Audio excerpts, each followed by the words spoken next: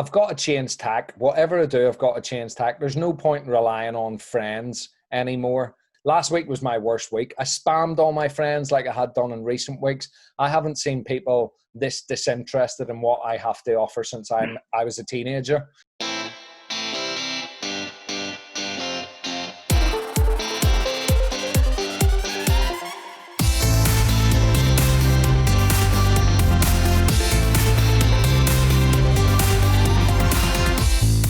Welcome to episode 4 of the Inane Campaign podcast. I'm Mark Rowe, and I'm joined once again by my good friend Andy Gleeks, and we have been mining the fertile ground that is change.org for the most bizarre and funny petitions that are doing the rounds on the internet. I've been looking forward to this tonight. We've got a few bits to go through from the last campaigns that we ran. So just to fill people in, and you can see the smile on my face already, I don't think there's going to be any withholding anything. I won! I won! Even a stopped clock is right twice a day, Mark. So I was running a campaign last time to do away with 2020 and move straight on to 2021. And you were talking about, well, you can say, what were you doing last week?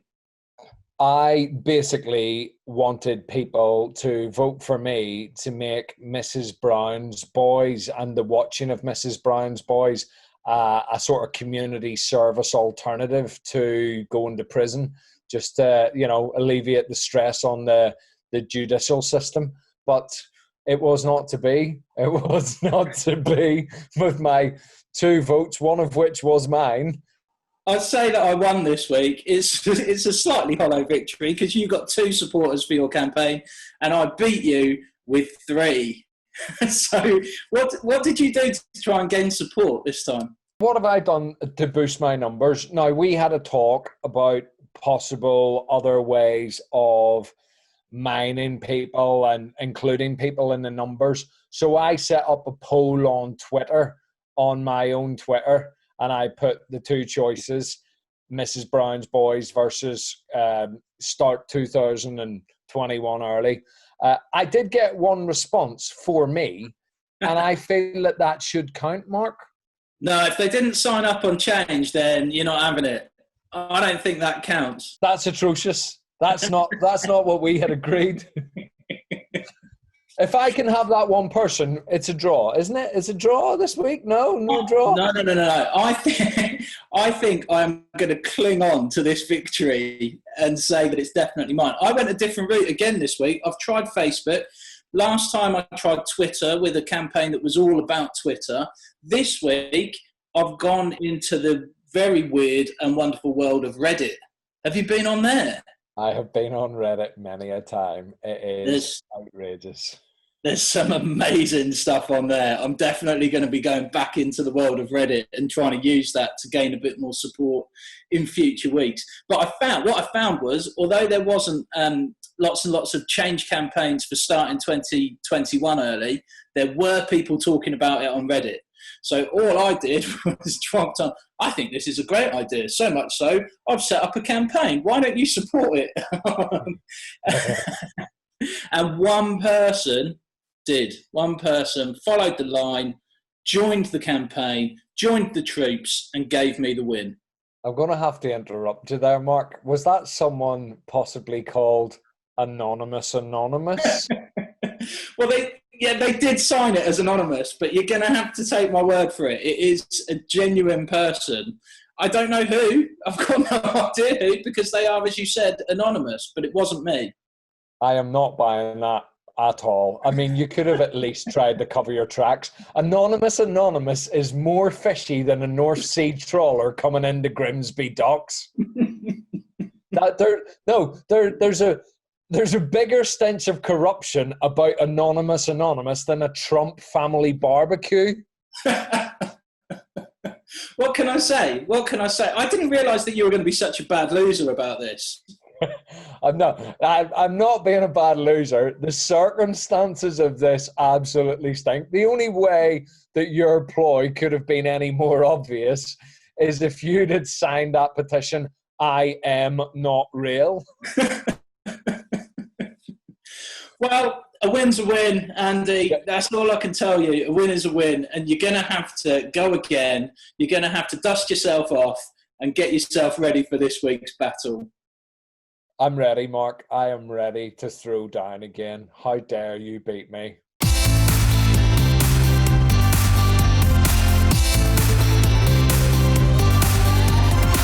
What have you found on Change this week that other people have put up that is just completely bonkers? I want to talk about lasers for sharks, Mark.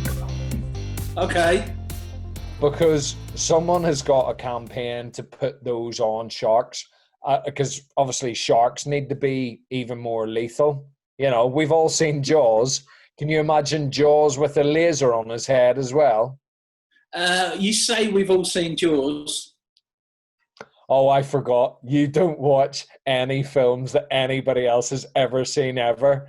Like The Goonies or E.T. or Jaws, or we could go on all evening. You know my track record on this is not great. But yeah, go on. So someone's gone all James Bond, right, and wants lasers on their sharks. I mean, I can kind of get behind it in a way if it's being used for some sort of weird environmental cleanup and the sharks are blasting away the plastic in the ocean. But my biggest issue is lasers need power. How would you power these lasers that are being strapped to sharks' heads? I mean, do they have to go back to a hotel beach bar every night and ask, can they stick their laser on charge? Plug it into some kind of USB under the sea. Yeah. And again, we've got a bit of an issue because water and electric don't mix. I mean, and you can't even go into a pub at the minute. And so they'd be the only one in the bar until Saturday, the 4th of July, you know, Independence Day, Mark, when we can finally return to our hostelries across the UK. Yeah, but no one wants to see that, do they? They don't want to be going back to the pubs and having to fight their way past some shark that's there just busy trying to charge its laser. Who cares? Pubs reopening. Lads. But I can't think of anything worse than joining all the people who have been desperate for a pint over the last 12 weeks, all fighting their way to try and get... And it's not going to be like the pubs are what you're used to anyway. It's not going to be just going up and hanging out at the bar and all of that kind of stuff. You've actually got to book slots now to go in and try. I mean, it's going to be carnage, isn't it? People with a 2-hour slot trying to get as drunk as they possibly can in that 2 hours. It's not going to end well at all, Mark. I'm going to sit in the house and watch shark laser battle. Because let's face it, it sounds like a dreadful B-movie that you would get late night on the Sci-Fi Channel. First we had gorillas in the mist. Then we had snakes on a plane. Now the ultimate animal movie, Shark Laser Battle! Does it top Sharknado? Because that's a thing, isn't it? I think it's got the potential to be bigger than Sharknado. Shark Laser Battle. Definitely. Maybe that's the Sharknado sequel. Laser Sharknado. Oh my days. That sounds incredible. Let's stop making this podcast and write Shark Laser Battle NATO or whatever you just said. Whatever it is.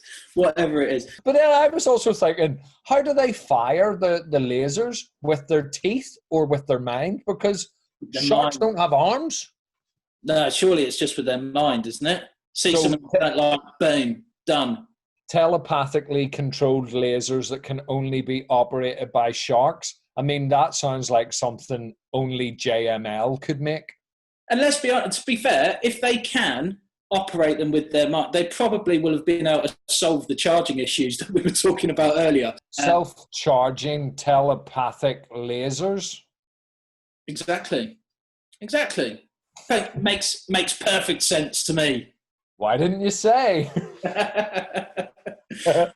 Were there any others? Did you spot anything else this week that caught your attention? What else caught my attention? I'm not going to lie, Mark. I've just been spending all week thinking about paragliding Bono. If you can't remember, last week, somebody had effectively made a change campaign to, what was it? Tie Bono to a kite. Tie Bono to a kite, and we got from Tie Bono to a kite to paragliding Bono. I reckon Bono's probably quite happy paragliding because he knows he's up in the air, safe away from danger noodles. Danger Noodles is obviously, as we all know, if you've been on chains.org or listened to the podcast, it is the nickname or what the person wanted to change the name of Snakes to, wasn't it? Yeah, but I think it's what you should call snakes. If snakes suddenly incorporate lasers, then they would really be Danger Noodles. Danger Noodles. So sharks and snakes, we're giving them headgear with lasers attached. This is a very dangerous post-corona world we're entering into here. Having said that, because I've been thinking about paragliding Bono, I want to try something, Mark, if you don't mind. It's a bit weird, but if it's not very good, don't keep it in. I love that your criteria is if it's not very good, don't keep it in, because that so far in previous episodes hasn't been a thing. No, I'm just saying, possibly. Let's make it sound like there's an editing process going on here and some sort of selection criteria. But what it is, every week, we're going to check in with Bono, okay, paragliding Bono, and Bono's just going to be me speaking in a Southern Irish accent, wearing my daughter's sunglasses.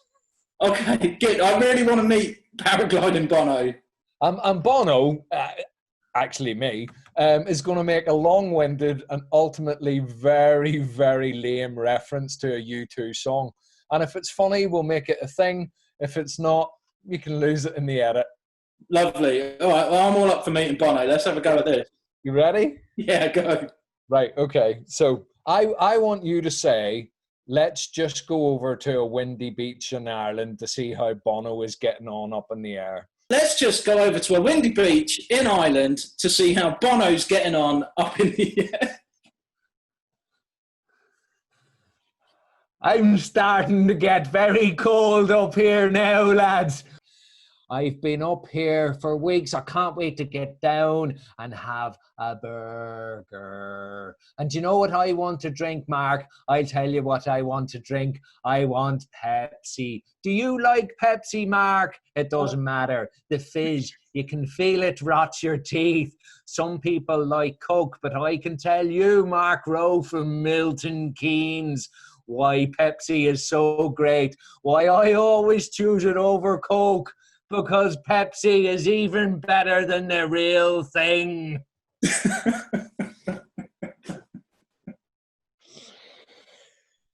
So you can see how busy I've been this week.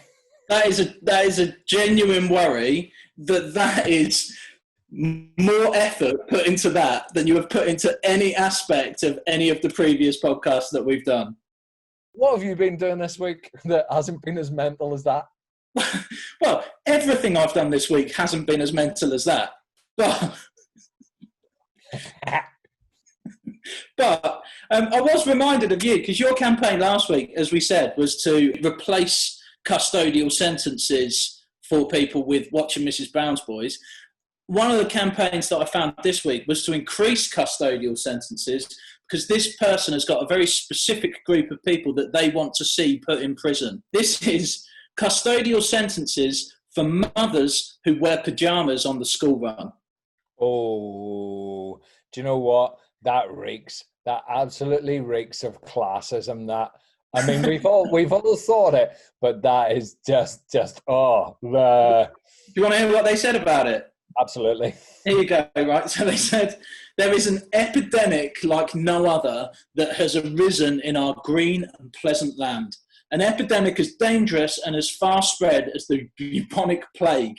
It is an act that has been growing over the past 2 decades and something that shows no sign of slowing down.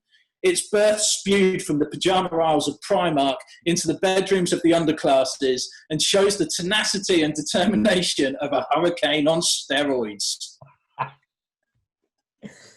That is good. That is excellent. That's poetry. That's the poetry you can get on chains sometimes, isn't it? I think we've got a few things to learn from this person about how to write a good description on change, right? But it finished with this. This was their little plea at the end, right? Well, it wasn't so much a plea, it's a demand. It's a demand. They're forcing this through.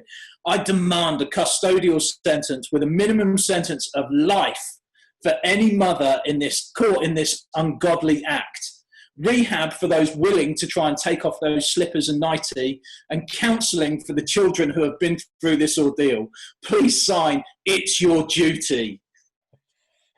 I mean, in the age of austerity, let's face it, I know we're supposed to be coming out of the age of austerity, but life imprisonment for somebody wearing pajamas out and about does not fit the crime here. You know, the place is going to be coming down with people. That's the opposite of what I wanted last week.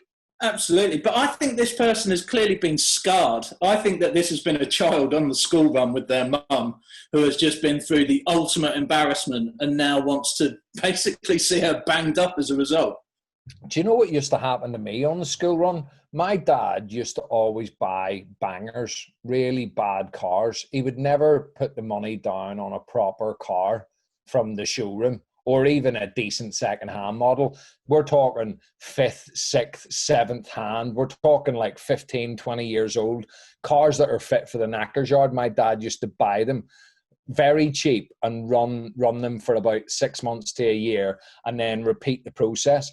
And at the bus stop where I got the bus to go to school, I would probably say about at least 5 times my dad's car broke down at the bus stop, and me and all my mates had to push my dad to get the car started again. And when you're a teenager, can you imagine the stick you get from your mates because your car is rubbish? The Northern Irish children use every opportunity to take the mick out of people. They call it character forming. I think in England it's called bullying. I think you could be right. Okay, so we're not going with that. We don't support this then. Custodial sentences for mothers who wear pajamas on the school run. School's open in that scenario. Yeah, well, yeah. Who knows? Now it's going to be weird, isn't it? Because schools are going to go back here, but on like these, apparently on staggered starts and staggered timetables. So mums could be wearing all sorts of things at all sorts of different times of the day doing the school run and the pickup. Who knows what we're going to get? It could get very weird very quickly at the back gate, on the front gate. Who knows what's going to happen? Only you could make that sound like a double entendre. Well done. Okay, all right. So we won't have that. I'm gonna say this one purely because I wrote on their petition that we were going to feature it, but now I'm reading it back. I'm regretting doing that, quite frankly. It says this. I want people to sign a petition to get me a spatula lightsaber and a chef's hat on Synergy. What is a spatula lightsaber? Well, it's a lightsaber shaped like a spatula. How would that even work? I mean, it would give you more coverage, you know, because a lightsaber's fairly, it doesn't have a lot of width, a lightsaber. It's got quite a good length, but a spatula gives you more surface area. So yeah. if you had a long pole and then the spatula at the end, effectively you've got yourself a more effective lightsaber. I think it's all tied into the chef's hat thing. They see themselves as a bit of some kind of chef Jedi. A chef Jedi, a chef dad. Yeah, this is what they said anyway. On Synergy Roleplay, I don't know what that is. I'm guessing some kind of online gaming community. Weird LARPing, mate. Yeah. I am known as Mess Hall Chef Cramble. My goal is to get the majority of Synergy Roleplay members, which again, that could be a lot of people, I don't know, could be half a dozen, to sign this petition to get me a lightsaber that looks like a spatula and a chef's hat so that I might become the most powerful chef in the galaxy. I mean, it's an aim. It's certainly an aim. Yeah. Luke, I am your father, and I can also cook up a mean 3-course meal. Exactly that. The most powerful chef in the galaxy. Surely that's Gordon Ramsay. No, he's just the one that swears the most. Well, okay. Maybe that makes him the most powerful. Maybe that's the source of his power. Well, he's not up against a great deal of competition, is he? who would win a fight between Gordon Ramsay and Jamie Oliver? Oh, I mean, no contest at all. Gordon Ramsay used to play for Rangers Football Club. He would take Jamie Oliver down to Chinatown, Mark. There you go. See, so this guy, in order to become more powerful than Gordon Ramsay, needs a spatula-shaped lightsaber. And I've got one more for you from an actual campaign that was on there. It says, "Help snails achieve equality." Snails? Snails, yeah. Too long, snails have been brutally murdered, hurt or tortured. Signing this petition means you agree that snails should have equality. 100 votes, and I pass this petition to the House of Parliament. Help snails today. I like the idea that the House of Parliament, the House of Parliament in this case, is carried on the back of MPs in the snail world. That's what I can see going on. Yeah. Oh, do they all fit? They all fit in that one big snail? That maybe they do. I don't know, but well, it's the House. It says very clearly the House of Parliament. It must be one shell for them all to. I mean, if they all lived in that one big shell, it would certainly cut down on MPs' expenses because they wouldn't need a pied-à-terre in London.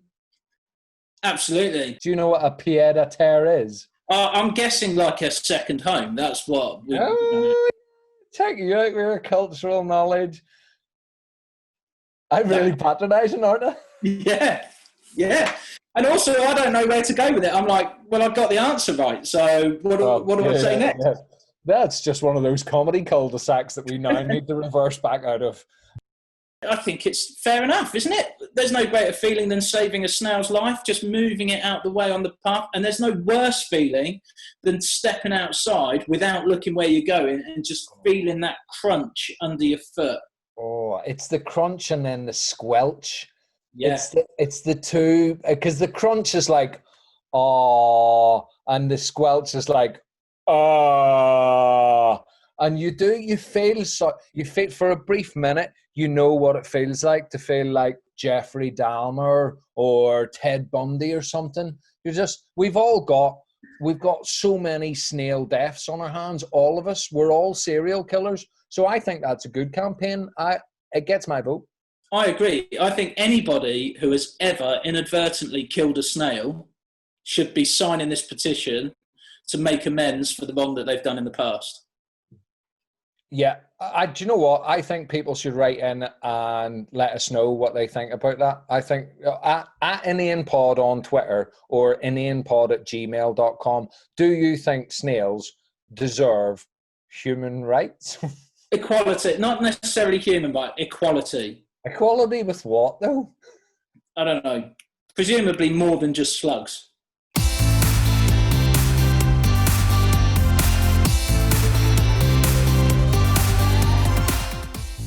Did you toy with any ideas that you've decided not to run with this week?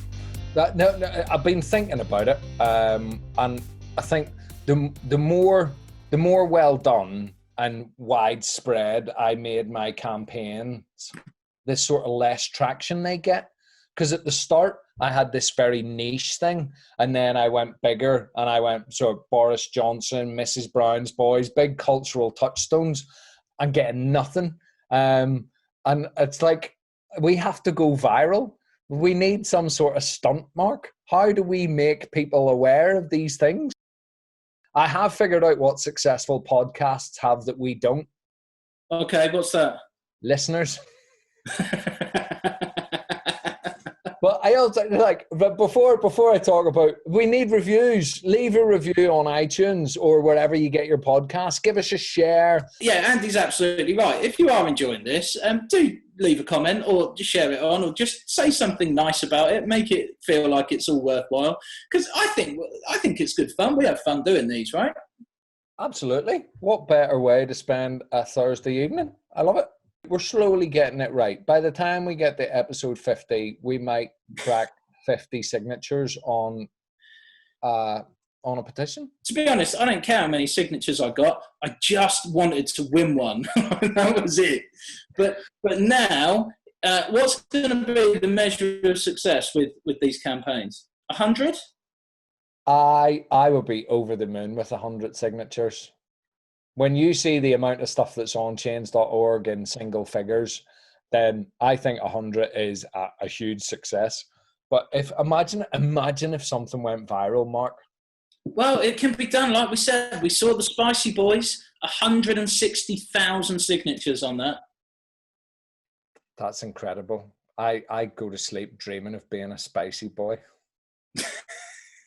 Yeah, but that happened before we started recording these, right? That's an old ambition for you. I've got to change tack. Whatever I do, I've got to change tack. There's no point in relying on friends anymore. Because last week was my worst week. I spammed all my friends like I had done in recent weeks. I haven't seen people this disinterested in what I have to offer since I was a teenager. And I tried this week as well. I tried really hard. Even my dad didn't sign it. I mean, I just think the luck of the Irish has run out. If he listens to this one, you've got no chance of him signing anymore. You've just outed him for embarrassing you with his choice of cars. Yeah. If I'm Irish and we're thinking stereotypes, the pot of gold at the end of the rainbow for me is basically now turned out to be iron pyrites. Iron pyrites? Yes, fake gold. Thank you. Oh yeah, somebody did his GCSE science. High five. I've got a couple of things, right? I'm thinking of no point in relying on friends. I might have to get on 4chan. I think we might have to get the alt-right involved. But anyway, no, maybe not. That's a terrible idea. Don't get it. My first one was make the crisp sandwich the official food of the UK Olympic team. Okay, good. Would you ever had a crisp sandwich? I have had a crisp sandwich, yeah. Not for quite some time. I would not consider it a staple part of my diet, to be honest, the old crisp sandwich. Would it be a particular flavour, or can they choose? I mean, Walkers is fine. Any flavour of Walkers, that gives you a nice balance. Just don't use Lurpak, because that'll rip the bread straight off the bat. Whatever you're using, if you're going to use butter, leave it out on the side to soften if you're going to gamble with butter, because otherwise you're going to have a hell of a mess. You've got to treat a crisp sandwich with respect. Margarine straight out of the fridge is fine. That's fine. But butter, soften it, Otherwise, you're just going to have 4 pieces of bread and a packet of crisps. I love how the opinion that you have of the intellect of our listeners. You don't think people know how to make a sandwich correctly? No, absolutely not. Did you know that Muller rice is the official rice pudding of Team GB? No. What's the competition for that? I love the idea that there was some sort of audition process. The guys from Ambrosia staring daggers at the Muller lads out in the corridor, going over, oh, yes, it's creamy, but it's also healthy. Do you ever eat creamed rice? No. No, don't. It's not on my menu, no. No, because you're not a 5-year-old child who eats rice pudding nowadays as an adult? The Great British Olympic team, clearly. Well, obviously, yeah. But I mean, I find it really odd now that even the thought of it. Like, you've got all these spare carbs. I mean, what are we going to do with them? Oh, how about drowning them in the curdled teat juice from these cows? No.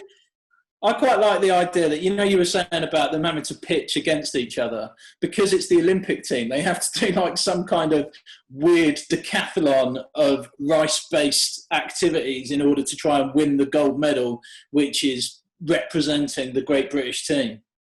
Yeah, like push-ups with the tins or something, like stack the tins on one side. I mean, Muller would have that one because they don't have tins, so theirs is going to be much lighter, isn't it? It's just surely they'd be flinging them like a discus, wouldn't they? Just like the amount of distance you can get with a Muller rice. So that was one, the crisp sandwich. And then the other one was I want to set up an international commission to ascertain if there's any difference in the reasons why chickens cross the road in different countries.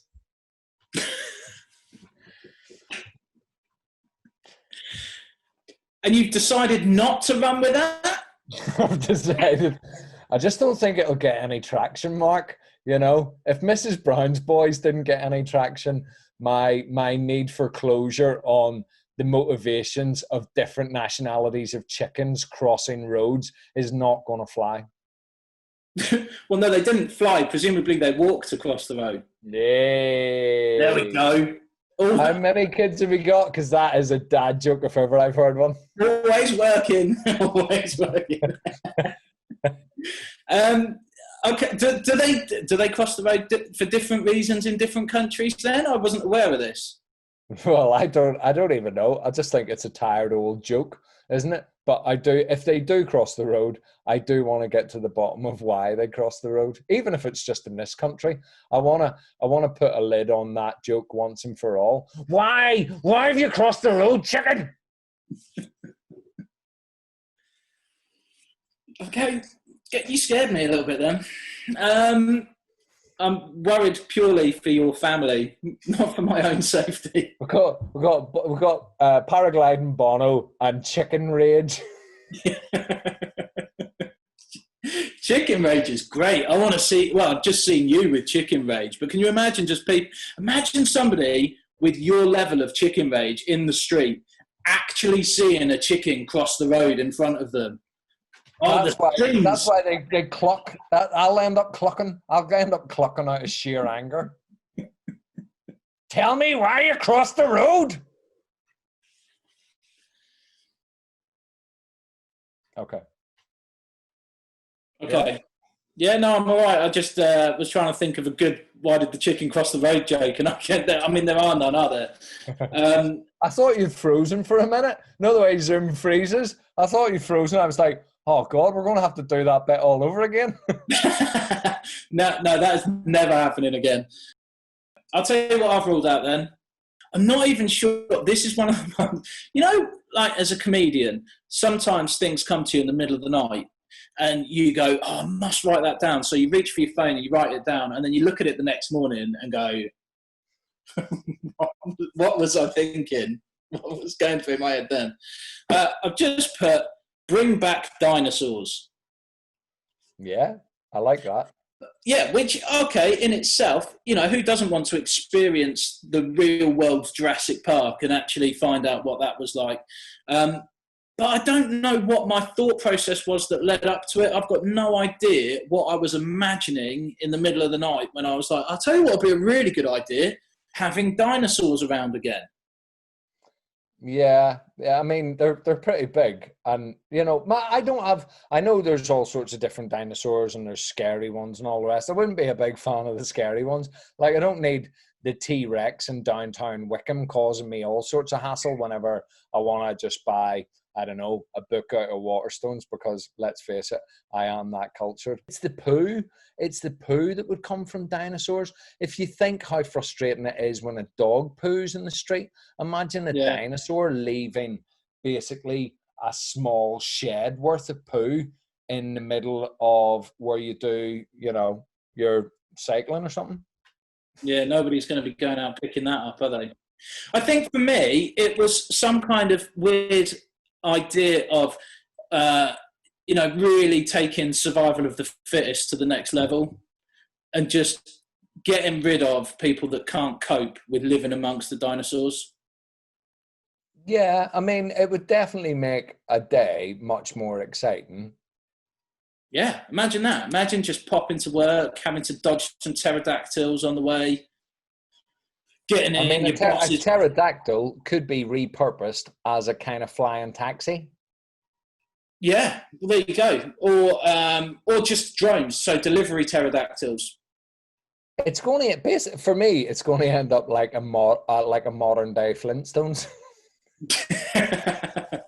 Maybe that was it. Maybe I just imagined myself as like Barney Rubble for a bit or something like that. I would just want to slide down a dinosaur's tail. Well, of course you would. Who wouldn't? Who wouldn't want to do that? Do you remember when you were traveling as a kid in car journeys, and like service stations used to have play areas that were dinosaur themed, so you could slide down dinosaurs and like swing from pterodactyls and all that kind of stuff. That sounds great. I have never been in a play area like that, but bring those back. Yeah, that's definitely what we need. So don't bring back actual dinosaurs, just bring back play areas that are themed on dinosaurs. That's what we're saying. That's your campaign for this week. There you go. Well, it's not. That's what I've ruled out. I got a bit more environmentally friendly with this one, because obviously there's been some issues at the moment with air travel. They announced the slackening of restrictions, and then within hours there was this huge boom of people booking holidays, wasn't there?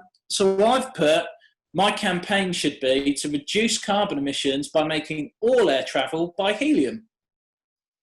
Oh, yeah, like the old airships of yore. Well, if you think about the film Up. Oh, right, okay, yeah. The starting 5 minutes of Up kind of ruins Up for me. It's too sad. To keep on theme, I haven't seen it. Of course you haven't, Mark.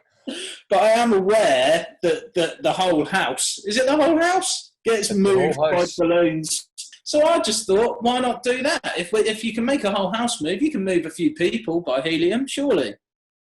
Yeah, I mean, logistically, there's no problem at all with this. Getting loads of balloons, attaching them to a house, ripping a house from its foundations, and having no air traffic control, because how could you have air traffic control? Because everyone will be doing it as and when. But yeah, I can see no problem with that at all. Loads of houses bashing into each other in the sky, causing all sorts of issues. No, I'm not saying you've got to move the houses. I was just using that to prove the theory that it can be done. You haven't got to move the houses. So what, are they wearing like backpacks with helium? No, it's still balloons, but just with the people, not the house. You don't need to move the house. You just... So a person's got to hold on to a balloon for what, 3-4 hours to get to Magaluf? Well, yeah, you say that. 3-4 hours on a plane to get to Magaluf. How long is it going to take you by balloon? Like, I reckon... Yeah, 3 or 4 days. And that's only if... And hopefully the wind is blowing that way. Well, it would bring a whole lot more excitement to going on holiday, wouldn't it? Yeah. You don't quite know where you're going to end up. Yeah. I thought we'd booked for Magaluf. I've ended up in the Faroe Islands. Which is still not that bad, to be fair. It's pretty cold in the Faroe Islands. They're always wearing them Scandinavian jumpers, them Faroe Isle jumpers. Yeah, but I'm thinking, like, I'm in Milton Keynes. I've booked to go to Magaluf. I've ended up in Birmingham. Anywhere's an improvement from Milton Keynes. Everybody knows that. And then there's one more, right? There's one more that I was going to go with. And genuinely, this would have been my campaign this week, but I made the mistake of going on Change and typing this in and realising that it was an existing campaign. And we've talked about in the past, I don't think we can, but it's an unwritten rule of the podcast, you can't run with a campaign that already exists, right? But I think this is a winner. Introduce Mariokart to the driving test. It already exists? Yeah, that's there already. Their one went a step further. It basically said to make people complete Rainbow Road before letting them out on the real roads. Because if you can't get along Rainbow Road without falling off, you don't deserve to be driving on the real roads. Yeah, I mean, I've got a bit of an issue with that in that none of our roads have space beside it where you can fall off into the infinite void. Well, no, but the theory is sound, isn't it? I quite like that. I think that people should be much more careful drivers, and if you can't drive Mario Kart, then I don't want you on the road next to me. If you can't do Rainbow Road, I don't want to meet you on the M6. That's all I'm saying. But won't people be looking? Won't people be changing lanes, driving on the other side of the road because they seen something that looked vaguely like a speed up arrow? Yeah, or people now just flinging bananas out of their windows on the M6 to try and put the car behind them into the barriers. I mean, I'm not against that as an idea. I think that might be quite good. I've been on the M6. I want some sort of revenge on somebody. See, I like it. That's where the thought originally came from. Just get rid of the poor drivers, only have the top drivers on the road, and those people are clearly the ones who are good at Mario Kart. Be a lot of skidding round corners going on. Yes, there would. Yes, there would.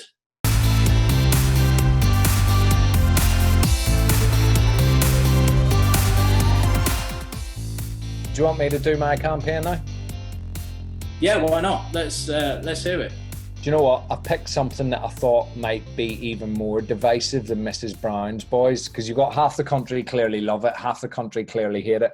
This week you might have thought, I can't go divisive again. I should be more inclusive. I'm doubling down, Mark. Surely nothing is more divisive than Mrs. Brown's Boys.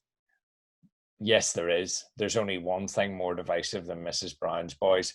And I know that people will love that I'm bringing this back up in the middle of a pandemic. My campaign this week, Mark, is for Britain to be invaded by the EU.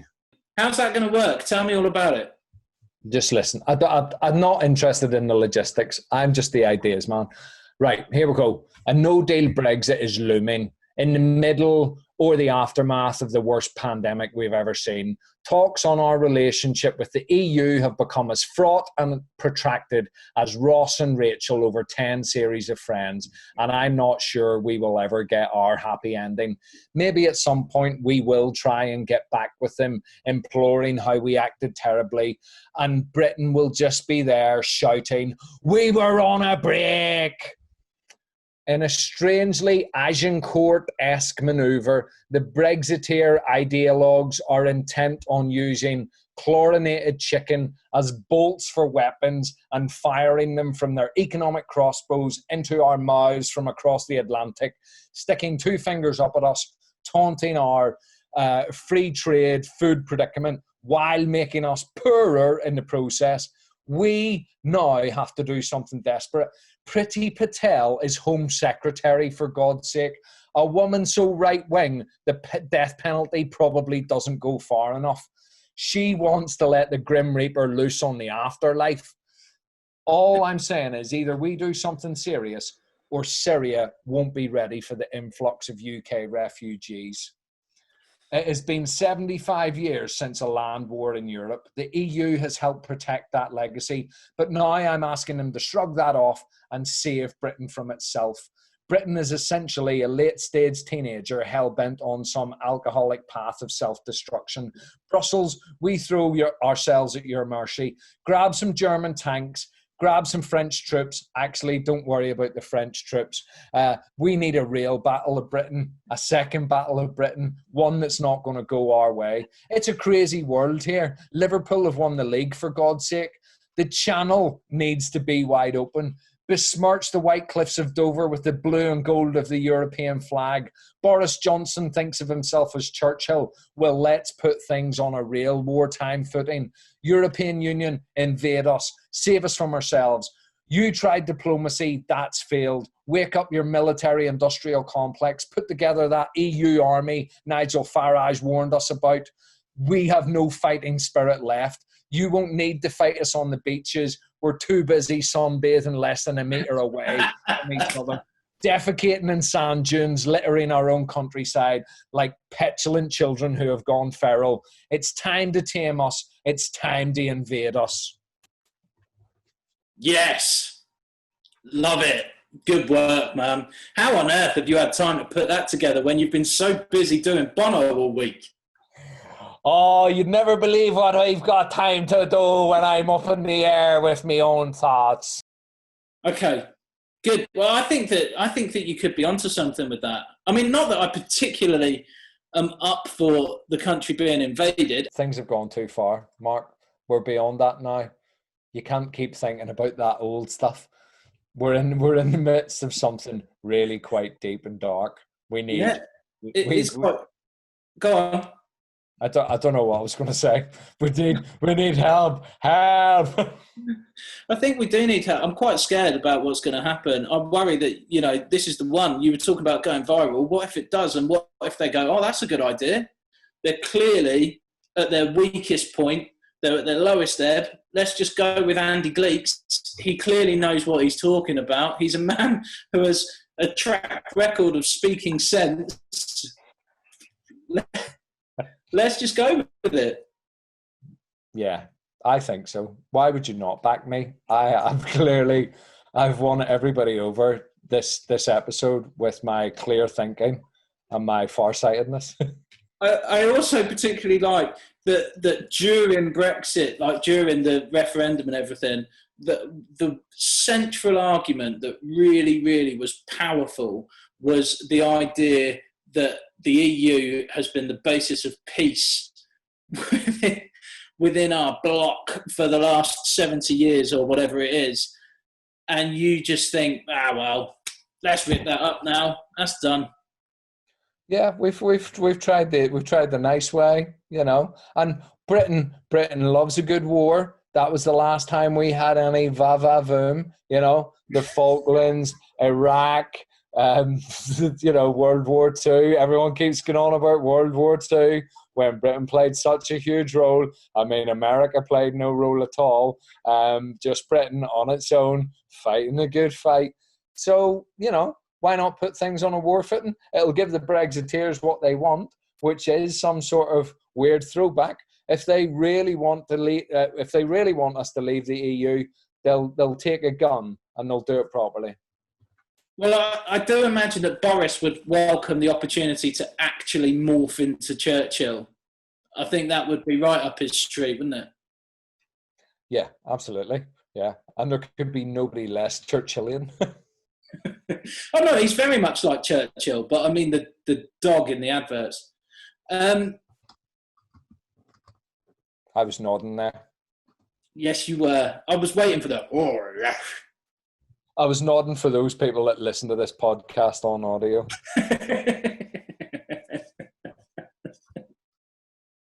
Shall I tell you what you're up against this week? Yeah, go on. All right. So this is what I've got for you. Like you, I was thinking about kind of what life is going to be like post-lockdown and trying to get people on board with solving some of the problems that we're going to face. Right? And I think one of the biggest ones is going to be shopping. We already had, right at the beginning, there was problems with people kind of hoarding and buying loads of stuff, panic buying.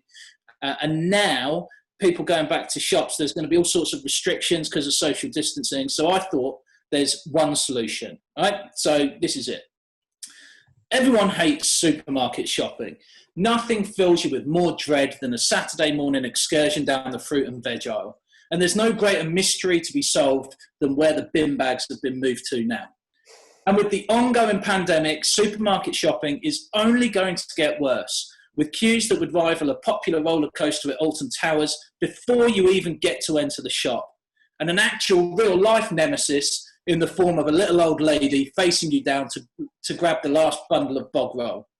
Not to mention the fear that you're going to have to self-isolate for the rest of eternity if you make a wrong choice and pick the wrong packet of crumpets. You could be forgiven for thinking that the fun has gone out of supermarket shopping. But there is a simple solution. One man knew the right way to tackle the problems in supermarkets, and the only way to put the joy back into the weekly shop. And that man was Dale Winton. I can't think of a more fitting tribute to the great man himself than making his most popular daytime game show into everyday reality for the masses. It's not for everyone, granted, but fortunately, the increase in delivery services means that the elderly will still be able to receive their goods without having to go quite literally off their trolleys. It would also inject a bit of much-needed fun once a week to make up for the non-existent or heavily restricted entertainment options that we're currently dealing with. This could really work. Supermarket sweep for real. Picture the scene. Every shopper is given 3 minutes to go wild in the aisles and grab their weekly shop. Not only will the queues outside the store move much faster, but if you line them up along the windows, they get the benefit of free entertainment, watching the fun, as those people in front of them go hunting for their favourite items, sending pineapples, donuts and tins of soup flying through the air. chuck in a couple of inflatables, and you've got the perfect recipe for restoring the shops to their former glory and putting the super back in supermarkets. Ooh, spicy. I reckon I'm in trouble. I think that could really work. Imagine that. Imagine doing your weekly shop in 3 minutes flat, just running around the aisles, piling everything in. Doesn't really matter. You get to the checkout, you see what you've got. Who knows? I mean, it's going to make meal planning very, very random every week. Well, it could really help. I think it could really help with your diet. It would certainly increase people's creativity in the kitchen, wouldn't it? Yeah. Do you think this courgette goes with this toothpaste sauce? There might be a little bit of that, just a smidgen of that. Oh, I hate courgettes. Well, then surely putting a bit of toothpaste on is going to improve it for you. Yeah, at least it'd make it minty fresh. I'd probably eat that, to be fair. There you go. I like that. I did like Supermarket Sweep. It was perfect breakfast viewing when you were a student, wasn't it? Absolutely. They brought it back now. I wasn't going to really talk about him in the pitch, but Rylan is now the presenter of it. And Rylan is, we were talking about divisive. He's a divisive figure, right? People either love him or hate him. And there are a lot of people in the country that love him. And maybe those people, maybe I should have brought that in because those people would get behind this campaign as well. Yeah. Rylan, do not underestimate the force of Rylan Clark. Absolutely. I'm gonna definitely, he seems to me to be the type of person that if we can put this on his Twitter, he'll be all over it. Yeah, just do it, mate. You gotta do what you gotta do. Get on the Reddit. Let's face it, we're not going to be getting any support from Dale Winton, are we? No. If you're listening to this and you think that either of them sound like a good idea, do go on Change and find them, Inane Campaign podcast on Change, and support these campaigns, because it would be really, really good if next week we're not talking about a winning margin of 1 with a total of 5 votes. We need to get the poll. We need to get the poll on our Twitter, and those votes need to count. Do you reckon? I think we need to convert them. It's like I used to work in sales. It's no good having an intention to buy. It's no good people just saying, "Oh, that's a good idea. That sounds good." They need to commit, surely. Yeah, but it's the same thing. If they click on something on Twitter, it's more or less like clicking on something on Change. You know, they've shown that they back your idea, and that's really what we're after. I'm just trying whatever I can to get some extra votes, Mark. All right. Well, if it makes you feel better, then we'll put a Twitter poll up as well, and people will count those votes for 1 week only. But this is a one-off. All right. This is not going to be a regular thing. All right. Okay. All right. Thank you, kind father, for your, your generosity. And we'll see who is the winner. If you want to check out what we've been up to, if you like any of those ideas, check them out as well. We're on Instagram and Twitter as @InanePod.